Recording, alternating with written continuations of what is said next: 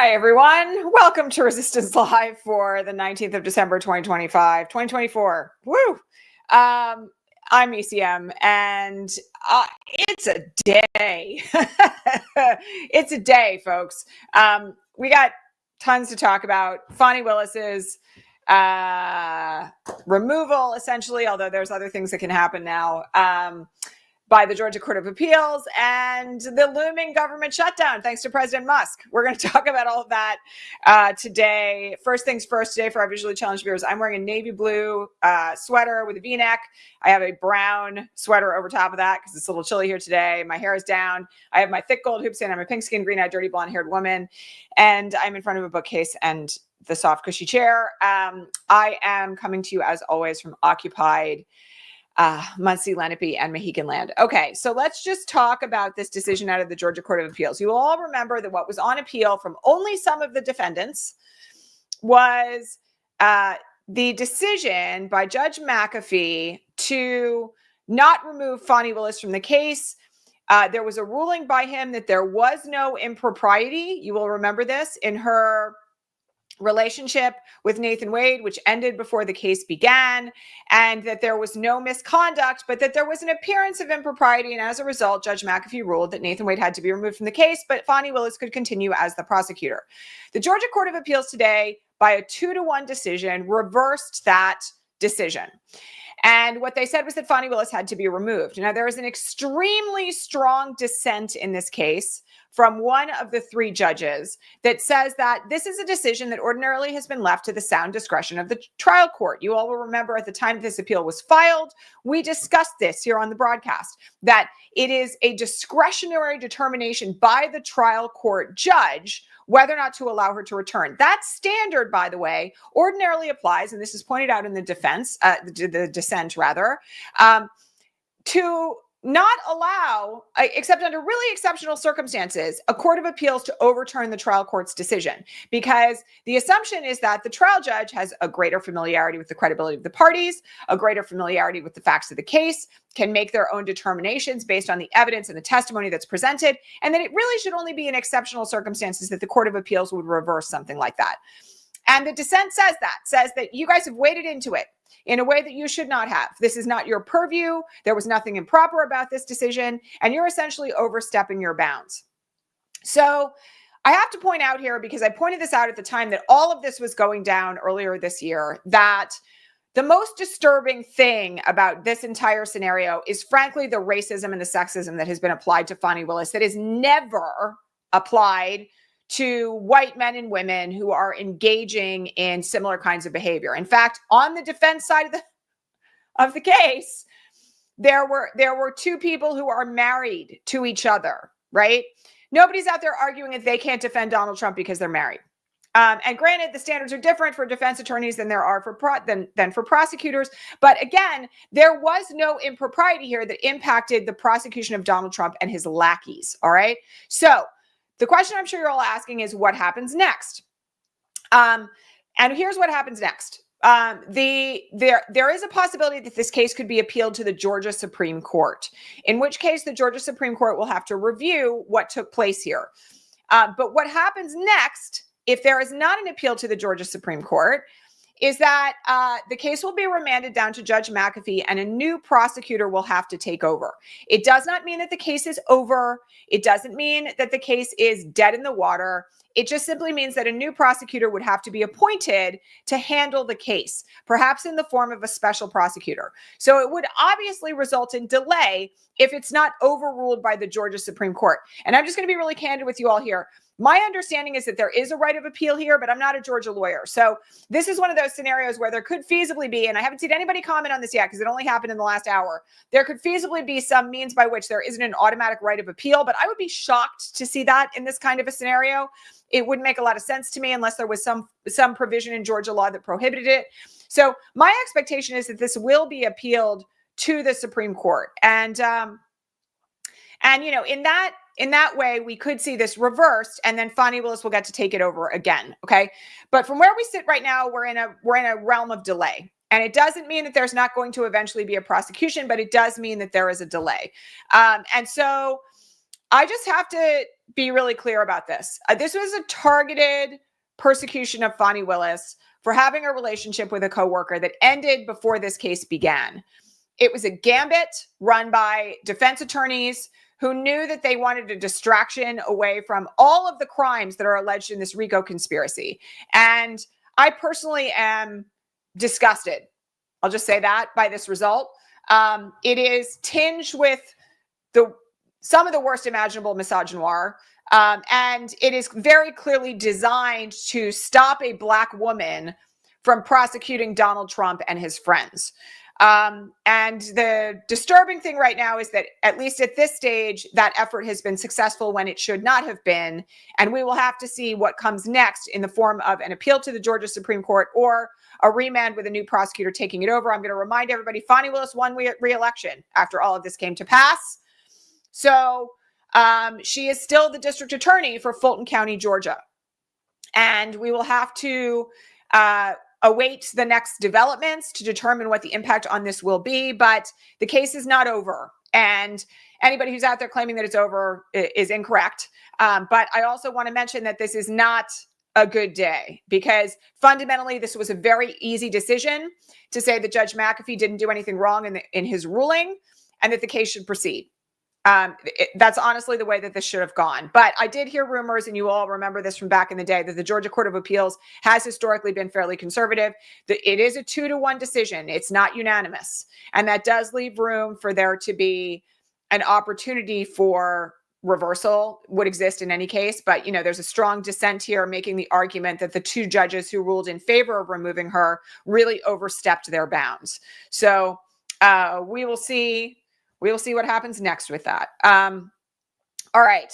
The other thing that's ongoing is it's another one of those moments, you guys, where it's like I don't even know where to start on what's happening on the Hill today and last night. It's gobsmacking, right? So the short version of it is that Elon Musk decided that the bill that had been passed through the House, that essentially was going to be the bill that was going to stop the shutdown of the government, should be jettisoned because he didn't like it. And Donald Trump then waded in and said the debt ceiling should be eliminated, which is a really strange thing to conflate with. You know, I know there have been moments in the past where the debt ceiling has been linked to the budget shutdown. This is not one of them. So Donald Trump waded in and said, we should eliminate the debt ceiling. And the Democrats are like, well, we've been asking to eliminate the debt ceiling forever. Why are you bringing this up now? One of the things that everybody should understand here is that this seems to be gamesmanship with people's lives to create chaos right before Biden leaves office, so that Trump can then go out there and claim it was a fiasco. The government was shut down. People were starving. Look at all the wonderful things that I did, instead of like the nature of the economy. And one of the things that happened last night when Speaker Johnson took his instructions from President Musk, we're going to talk about that terminology in a minute, is that, you know, we saw an immediate impact to the after-hours stock market trading as a result. And when the rumors started flying yesterday that the budget deal was going to fall apart, the Dow fell by 1,000 points. So they're clearly intentionally trying to tank the economy in order to give Trump a claim that when he came into office, the economy was in trash, and now he's the one who's been able to save it. Which is a narcissistic boondoggle, if ever there was one. But let me just say this. The impact of this to people's lives. You all remember, by the way, the last time this happened in September of 2023, I did a whole special broadcast on how to help people during a government shutdown. You might want to go check that one out. I reposted it last night on Blue Sky. I just want to make something really clear. They're gambling with people's lives. Musk came out yesterday and was like, anybody can make it for 33 days. Well, one of the things that gets cut when the government shuts down is SNAP, food stamps, benefits for people who literally cannot afford groceries for their families. It impacts, in the long run, if there's not enough money to carry it over, Social Security payments. Okay. It impacts the payment of military people and the impact of government employees. And it essentially ends all discretionary funding of government employee positions by the government. It also shuts down the National Parks Department, which is going to make it really interesting for Trump's inaugural if the National Park Service is not working, right? Because, like, by the way, a lot of the places where stuff takes place on an inaugural parade is considered Park Service territory. So, you know, there are dramatically bad impacts coming for this. And it's literally like days before the holidays on top of everything else. Like, this is some really sick stuff. And frankly, assuming that the government shuts down at midnight tomorrow, this is going to be tied around the necks of Donald Trump and his people, because they're essentially ruining the lives of tens of thousands, maybe hundreds of thousands of government employees and people who benefit from government funding right before the Christmas, Hanukkah, Kwanzaa holiday. It's insane. It's insane. So I want to talk to you guys about like a strategy issue here, because one of the things that folks are talking about, and, you know, honestly, this messaging strategy is quite wise. What they're trying to do right now is grift off the government. Let's just be like candid about it.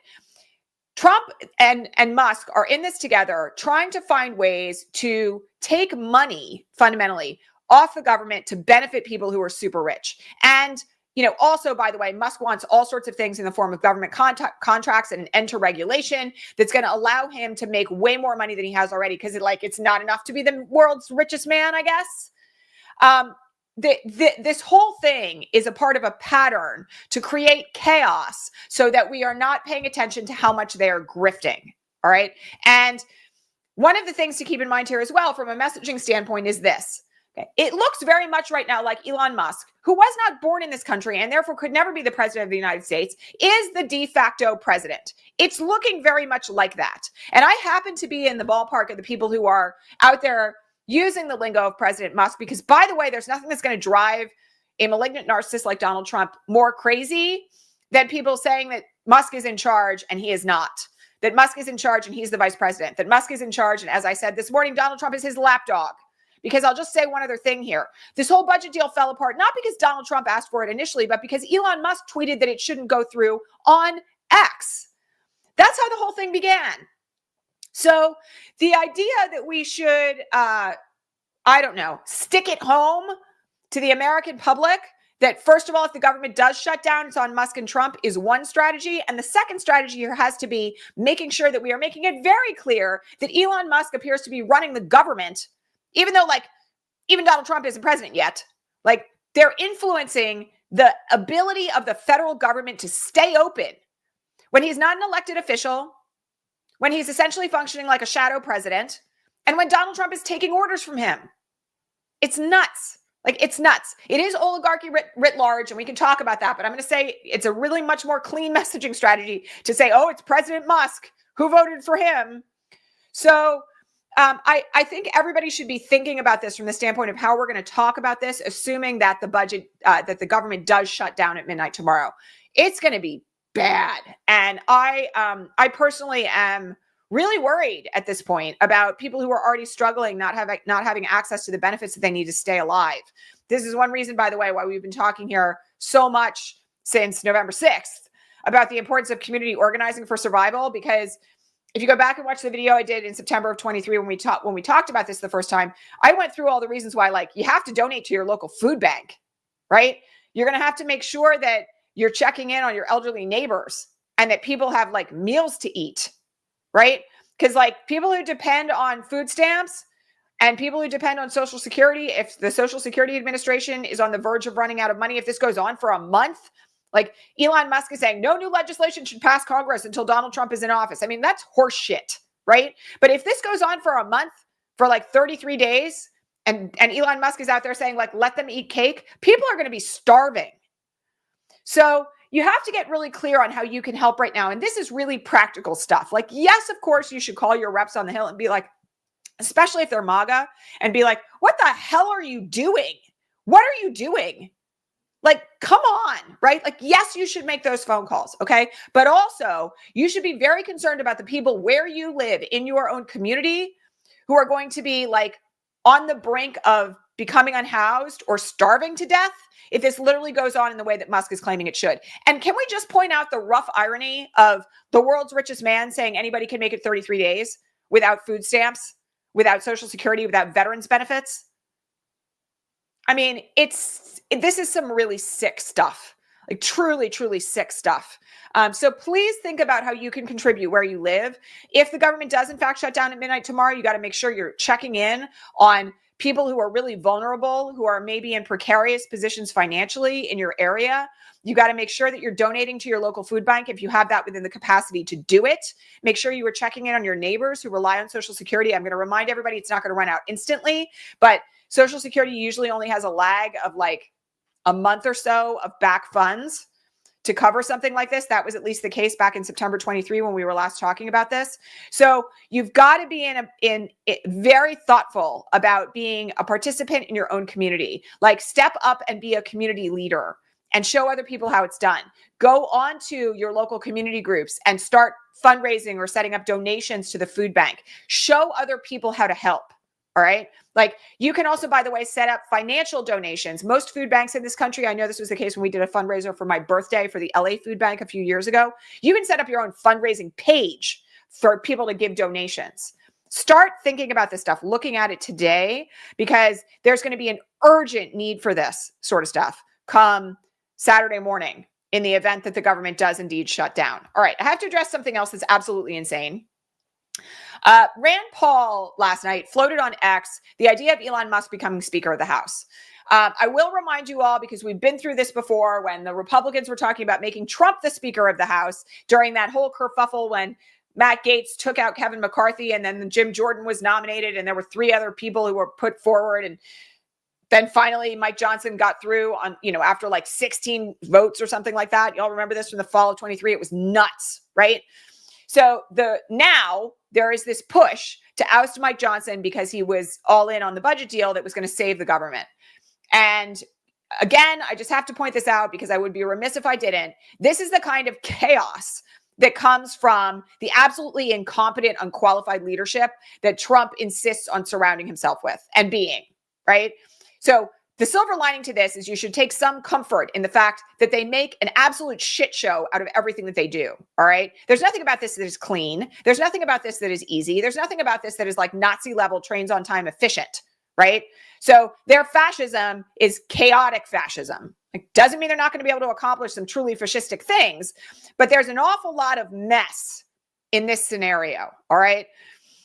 The Rand Paul said that he thought Elon Musk should be Speaker of the House. Now, this is not something that is normal. Can I just say that? Like, I think that should be obvious to everyone. Elon Musk also would then be third in line to the presidency, which makes no sense because he can't legally be the president of the United States because he wasn't born here. And also, he knows nothing about government. He's like entirely unqualified. He has literally no idea how the House works. He doesn't know anything about the rules. He's not an elected official. It's the most lunatic idea that's maybe ever been fronted. And that's saying a lot with Rand Paul. Okay. I'm just going to tell you all that I think, the good news about this is that it's a very long road to hoe. I think there are a lot of people in the House Republican caucus who are not down for being led by Elon Musk. They know that he's got a ketamine problem, right? They know that he's like tanked the platform that he bought for like a vastly inflated price, albeit, but like he's made an absolute mess of X. They know that, he's under investigation for all sorts of things like, securities fraud and for various things related to Tesla and the manufacturer of his cars and everything else going along with that. Okay. He's not somebody who even like the kind of like moderately conservative wing of the GOP is going to want to have anything to do with. So the likelihood that he's going to be elected Speaker of the House by that caucus is extremely slim. But they're throwing it out there. Why? Because it's a very shiny object distraction from what's actually going on, right? They want people to be focused on the fact that, oh my God, it's so crazy that Elon Musk could be the Speaker of the House, because maybe that'll cause people to kind of ignore the fact that like government employees are going to be starving and unable to pay their rent in less than 48 hours, right? So I don't think that he wants to be that. I don't think he's going to be the Speaker of the House. Never say never, because crazier things have happened. Well, not crazier than that, but it would be pretty crazy. All right. I do think that they don't want us talking about the fact that they are literally creating a situation where tens of thousands of people could be starving, like right before Christmas and Hanukkah. I think they don't want people acknowledging that or paying attention to it. I think they want there to be this huge thing over here, a spotlight on Elon Musk potentially being Speaker, so that we don't pay attention to the fact that actually he's already kind of running the government. And so that's a message to all of you. All right. Like, don't get freaked out about the prospect of Elon Musk being the Speaker of the House. Be freaked out about the fact that like tens of thousands of government employees are not going to be able to pay their rent or eat. Okay. That like literally right before the holidays, they're going to shut down the federal government, and people who desperately need government benefits are not going to be able to access them. That's where your focus should lie. And let's just understand that this is a form of disinformation warfare, psychological manipulation to try to get people to be distracted from the damage that they're about to do, right? Pay attention to the fact that they are on the verge of shutting down the entire United States government to give the incoming president a talking point. That's what they're about to do. They're about to allow people who need food stamps to starve so that he has a platform he likes on the way into office. Not a catapulting, skyrocketing economy that Joe Biden has given us. Not record highs on the Dow and the S&P. Not like the successful growth of people's stock portfolios and their retirement funds, right? Not thriving jobs numbers. He is doing this. They are doing this so that Donald Trump, in his malignant narcissism, can go into office claiming that it was chaos when he arrived, so that he can make himself look good when they start the government running again. That's what it's all about. And that's really where everybody's focus should be, is on the damage that they are about to cause, the chaos that they're about to cause. Just for him. Just for him. It's pathological. And I really want people to be extremely careful about falling for the okey doke. I know I've said this a lot here lately, but you have to be really you have to think about what Rand Paul did through the lens of what he was trying to accomplish, right? Elon Musk is not going to be the Speaker of the House. What he was trying to accomplish was to give people a reason to go squirrel away from what's actually happening on the Hill. So don't fall for it. Don't fall for it. We don't need to be talking about that. We can be talking about President Musk running the show and insisting that the government be shut down so people starve. Okay. But don't worry about Elon becoming the Speaker of the House. That's just it's nonsense. Okay. Final thing that I just want to mention today, because it feels like a really important moment to just say this, okay? And this goes back to something I said a few minutes ago about leaning into community where you live, all right? One of the reasons why I've been on this broadcast harping about the need to get involved where you live, to get out from behind a screen, to talk to your neighbors, to get involved in organizations that are already doing really basic survival support work on the ground where you live, to understand the concepts of mutual aid, to build circles of trust for the long haul, long-term relationships of support where you live, is for exactly these kinds of moments. All right. It is, if you didn't believe me yet, right? If you were in the place of I'm just going to stay in my house and be hopeless, which is okay. I understand why people land there. I had a conversation this morning with one of our followers about this. A lot of people are still recovering from the grief and the trauma of the election. And I get that. All right. But there's a lot more chaos coming down the pike, literally a month from today, when he takes office. And if you're not in community with people who care about your survival and whose survival you care about, when things like this go down, it's going to be much harder for you and everyone that you care about and everyone where you live, right? We have to stop waiting for somebody to be general strike, everybody get in the streets, and actually start being in community, real community, relationships of trust where you live. Because it's at moments like this that you're going to need that we're all going to need it, right? Because I've already seen the lines outside my food bank here where I live, and they're not short. And that's before all of this happened. So make sure that you are doing everything that you can right now, donating money, right, to food banks, to homeless shelters, right?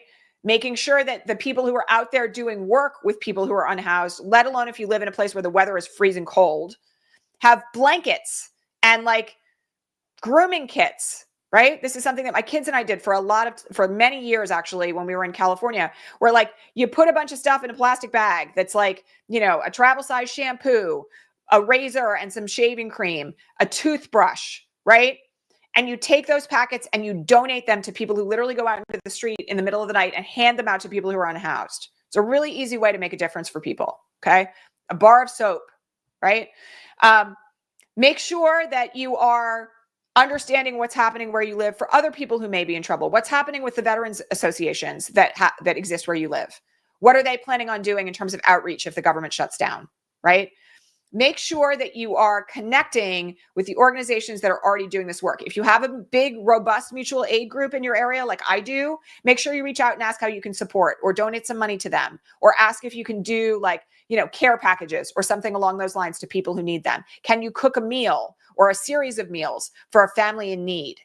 Okay. This is the basic stuff of how we keep ourselves living into our values, even as other things crumble and fall apart. Basic notions of dual power, by the way. This is one of the reasons why we offered the Dual Power Accelerator, okay?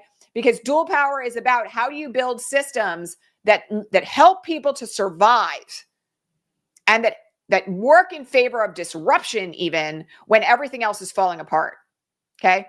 You want a really good book on that? It's right here on my desk. I've been referring to it very frequently. You can check this out, okay?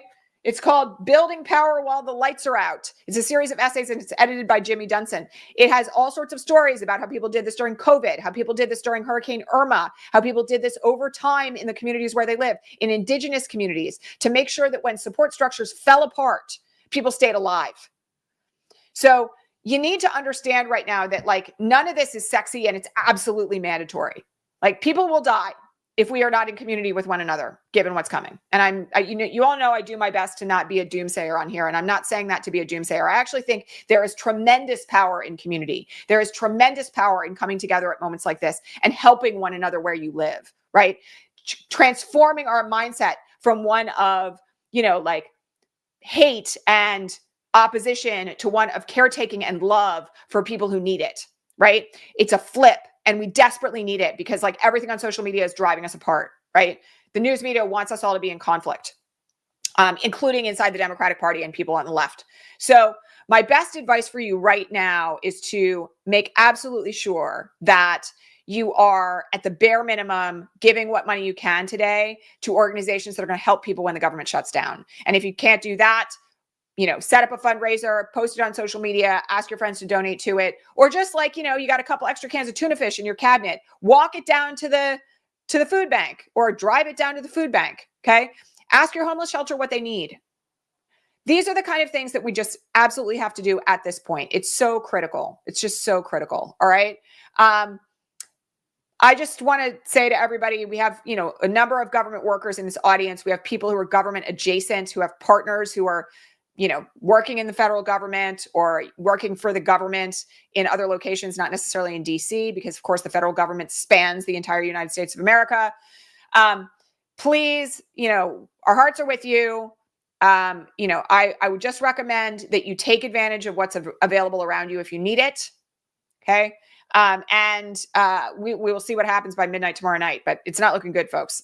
Let's get on the ground and like really network in together on this and see what we can get done here to help people who need it. All right. And don't forget to call your representatives on the Hill and give them a piece of your mind about this. Like, please do that today. It's one of those moments where it's really important that they hear from us, even if like they don't want to hear what we have to say. It's really important that you make those calls. All right. I will see you all here tomorrow. You all know that I am off next week and through until Friday the 3rd. Okay. It's like we're taking a break. All right. If there's an emergency, I will find a way to do an emergency broadcast. Don't worry about it. Like you all know, I'm good for that. I did say that I was leaving Threads tomorrow. I'm having some second thoughts about that. I may leave that account open for another like couple of weeks. Part of the reason for that is that I'm finding that there are still some people who have not yet moved over to Blue Sky, and there's some information that I need to be reading over there. Like Katie Fang, for instance, is not as active on Blue Sky as she is over on Threads. So I may leave the account open for a little while longer, but the vast majority of my posting now is on Blue Sky. So yeah, you can follow me there if you would care to. Don't forget to like and subscribe to this broadcast. If you want to ask me questions, remember that you can join over at patreon.com/resistancelive. Good place, by the way. If you want to kick us some extra holiday money, you can up your subscription. We would greatly appreciate that. Helps to pay the team. Yeah, I will catch you all here tomorrow, regular time. All right. Have a good rest of your Thursday. Please, please, please reach out to community organizations today. And don't forget to call your representatives in the House. All right. I'll talk to all of you tomorrow. Bye.